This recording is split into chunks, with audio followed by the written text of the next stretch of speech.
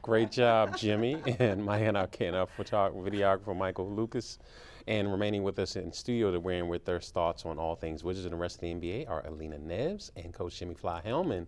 And Jimmy, you were down there and we were talking in the green room how even though you picked 50 wins, you were talking about you could see from your coach's perspective the noticeable difference between this version of the Wizards and last year's. No question. The offense that they're running, they run a lot of double high posts with Gortat on one elbow, Markieff Morris on the other. And then they allow Beal or Wall to work screen and roll action. And I said to you, Wall is much more patient now with screen and rolls. Before he put his head down, drive into people, get out of control because he's going too fast. You got to let plays develop. And I think having Brooks, the way they space the floor is different than the offense Whitman was running. It's taking advantage of people's skill set. That last play we just saw there, the clincher, when Wall drove to the rim, and I watched this because they had a big jumbotron, he wasn't even looking where he knew Markieff Morris was in that spot. So when he drove and threw it like this, he was actually not, he didn't have his head turned. But he had confidence he was going to be where he was supposed to be. Right. And then Morris nailed it and the crowd went wild. But that was the bucket that put them over the top. The only thing I'm going to say about this, though, and there's a lot of positive. There's 2 weeks left to make trades. In 6 minutes in the first quarter, when they subbed in the reserves, they were up 6 points. When the starters came back in, Indiana went on a 20-5 run. They were down 9. They tied it up at halftime, but that's the Achilles heel with his team right now. Jason Smith played well, set some monster screens. They need a backup point guard, in my opinion. Somebody. This is where, you know, the Ernie factor. I brought this guy's name up before, but Jordan Clarkson, they gave this guy away for nothing. He's 6'6", can play the point and the two, which if he was on the squad right now, you'd have no worries about wearing Beal and Wall out, minute-wise. But to me, the time is now. You don't always say, well, wait till next year. No, they're hot now. They're playing well. The East is wide open. They need 2 players coming off the bench. I don't know if they're going to make any moves. I think they need to. Who that will be, that's up to Ernie, unless he wants me to tell him who to go out and get. But I'm talking about to get to the NBA Finals, to beat LeBron James. Yeah, they played the great game against Cleveland, but they lost. And they're going to lose in the playoffs if the starters have to keep playing all these minutes and they go to the bench and they don't get production. But you know what, just to speak about what he's talking about, it's true. If they don't improve, if their bench does not become more consistent, because I think that they do have really quality bench players, but they're just, you know, 1 minute Trey Burke is on, the next minute he's not on. Jason Smith. But Jason Smith, to me, has been very consistent, though, with his jumpers. He really has. And Jan Mahimi has been out. He just came back in over the weekend. So he's going to help. He's going to help. He just needs to get, you know, a little more integrated, you know, with the game. So I think that once they gel, but the problem is Scott Brooks had to figure it out. He had to learn what it could take for the starters to win. He wasn't, listen, just go out and play for right now because I got to figure out how to get these starters to play at their potential. And that's what they were not even doing. They were just getting out there playing. Bradley Beal's getting hurt. John Wall was throwing the ball up in the air. I mean, and Gortat was making double-doubles every night, but they were losing.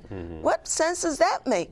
You know, so I think for a long time, Scott Brooks had to figure it out. He has now figured out whatever it is that makes them win so much, because they are winning. He's figured that out. I think now we will see some changes with the bench, and then I think that you will begin to see that over the course of the next few weeks. I don't know the changes that they're going to make. I don't even know what's going to happen to Jan Mahimi because they pretty much won and have been setting records without him. Right.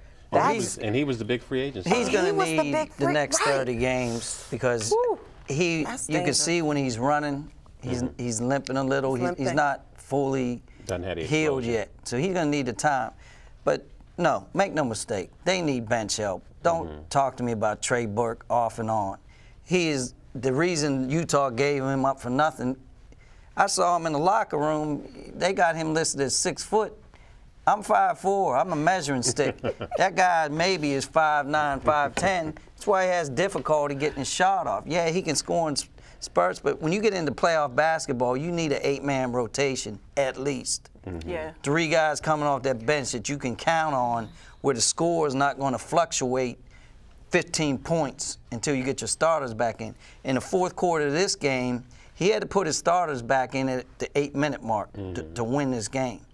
You look at any NBA game, when they take their starters out, teams that have a good bench, they don't bring their starters into the 5-minute mark left in the fourth quarter. He's bringing them in early. That's going to take a toll over time. That's why, Ernie, we need some bench help. You know, also, Andrew, they need a Ramon Sessions. They need an experienced veteran, I believe.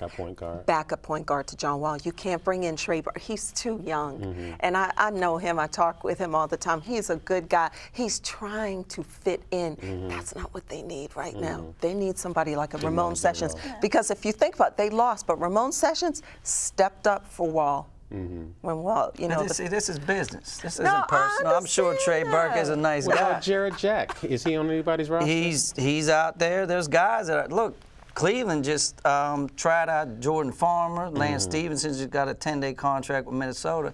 So Cleveland was trying out a bunch of people.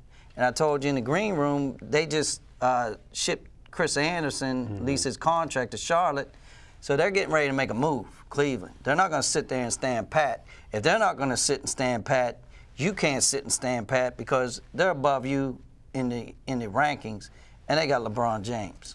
And now they know that we're like creeping. We're creeping. LeBron's going to win because Cleveland, make no mistake, they had to play at their best. They had to beat us. And still needed a lucky shot from in LeBron overtime to get to overtime. In overtime. Yeah. So I mean, you know, I still think Wall should have missed his second free throw.